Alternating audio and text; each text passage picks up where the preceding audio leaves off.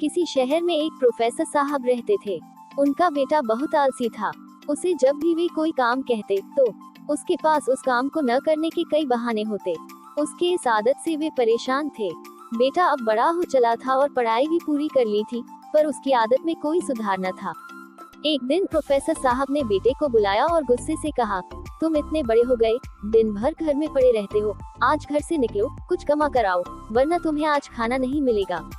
पिता की बात सुनकर दुखी मन से बेटा बाहर निकला और घर के बाहर ही पिता के काम पर जाने का इंतजार करने लगा।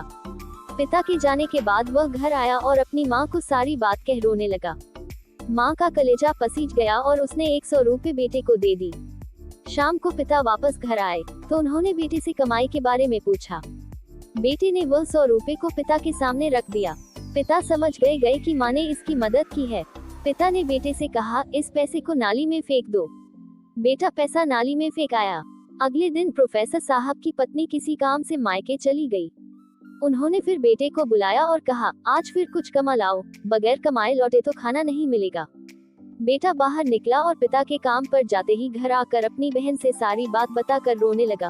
भाई को रोते देख बहन ने उसे 50 रुपए दे दिए। शाम को जब पिता आए तो बेटे ने वो 50 रुपए उनके सामने रख दिए। पिता समझ गए कि आज बहन ने उसकी मदद कर दी। उन्होंने कहा, इस रुपए को पास की नाली में फेंकाओ। बेटा उसे फेंक आया। अगले दिन प्रोफेसर ने अपनी बेटी को उसकी सहेली के यहाँ भेज दिया और बेटे से कहा, आज भी तुम्हें कुछ कमाकर ही लौटना है। बेटा बाहर निकला पर आज उसकी मदद करने वाला कोई नहीं था। थक हार कर वह एक जगह खड़ा हुआ तो सामने सीमेंट का गोदाम था। वह गोदाम में गया और मैनेजर से बोला, सर क्या मुझे कोई काम मिलेगा?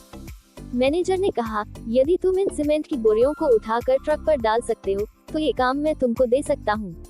कोई अन्य चारा न देख लड़के ने बोरी उठानी शुरू कर दी। काम खत्म होने के बाद मिले 50 रुपए को लेकर वह घर पहुँचा।